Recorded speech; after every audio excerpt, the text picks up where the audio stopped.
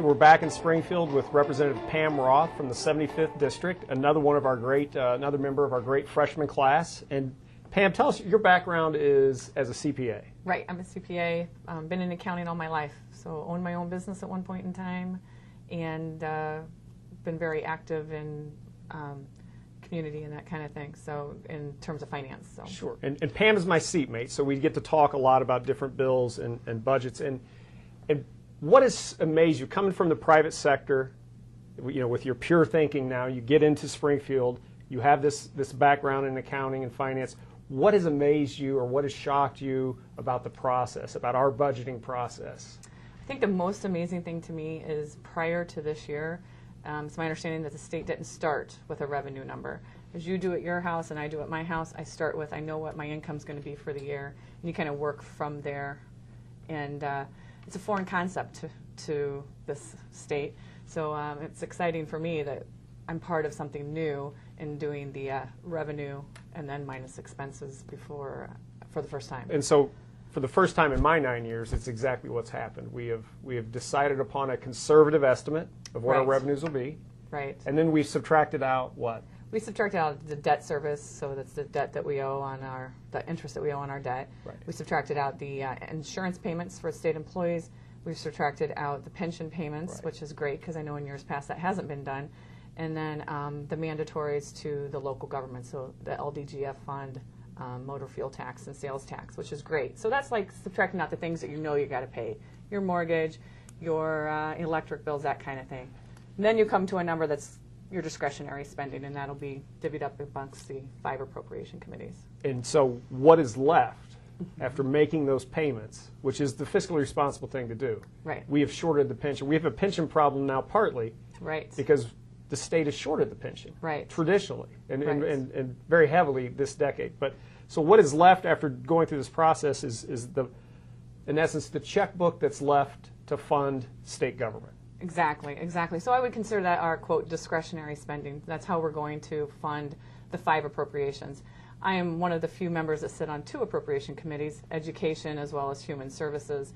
So it's very, very tough process, because what they did was with that remainder, and in this case it's about $24 billion, they divvied that up. They figured out, the 5 appropriate committees, how much each of those committees have spent over the course of the last 5 years, and took a portion, or ratio, if you will, of the pie. And so in education, it's about 25% of the pie of the $24 billion. And then human services is right at 50, a little bit more than 50% of that pie. So we have to decide, for instance, in human services, how to divvy up $12 billion. The unfortunate thing is the governor's budget had them at 12.8. So we have to cut from the governor's budget, if you will, about $800 million, which is not an easy task.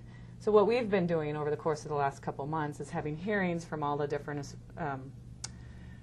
agencies have come before us and kind of pleaded to us their case as to why they deserve X number of dollars, and they've been very good about holding firm, but I think we're going to see cuts across the board. Do you feel that there's a sense of urgency from the executive branch and from the agency directors with this budget situation, and that they need to find and to do everything they can do to improve efficiencies within their departments? And do you have concrete examples where they can bring to you in appropriations and say, look, we have done this? We've asked them. So what we did was we figured out what percentage each of the agencies they were of that $12.8 billion. Correct. And we decided that the best place to figure out how to cut would be to go back to those committees. I am not an expert in every one of those agencies. They are the experts, and they know their budget best. They know where there's fat, if there's anywhere, and they know what programs aren't working. So what we did as a committee was we went back to them and asked them to, you know, we're looking for 6.5% approximately per agency, and they are making those cuts. We got that information back. Some of them did very well, and you could tell put a lot of thought into it.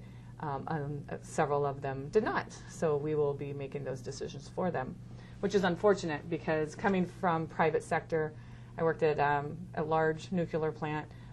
That's how it works in the real life, is you work on a budget and then they always come back to you and say, that's great, let's get to this number now. And so that's what we've done, and we've asked them to cut.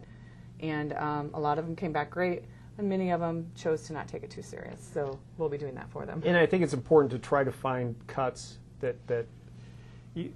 there's a lot of discussion whether we are cutting services at the expense of saving the bureaucracy. Right. And what we have done at least for human services, I can speak for, is we've made a very conscious effort to look at the administration and look at the duplicity of programs across different agencies. Right. And we're looking at cutting administration of these and can programs. they do that? And has the department or any of the departments come and said, look, here's where redundancies are, here's where we can cut? During our hearings, several of them, well, they never said here's where we can cut, but several of them agreed that there were several different layers of redundancies. For instance, the teen pregnancy program, there are like 4 different agencies to discuss. It targets that. Yeah, it's like prenatal, postnatal, dealing with being a new mom, and I can't remember what the 4th one was, but there's 3 or 4 of them that all were kind of overlapping, and they all were their own entity, so to speak. So if we can consolidate those kinds of things, that would save us dollars in the long run. My desire on the whole thing is to cut the layers of management, layers of administration, overhead type costs, and not cut any services, or very, very limited to the people that we're here to serve.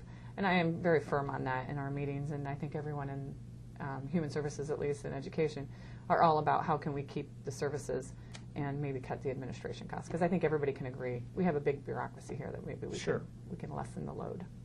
Well, I appreciate you coming on today, and I look forward to working with you, and we welcome your presence and your budget expertise as we try to tackle this problem. Thank you. I appreciate it.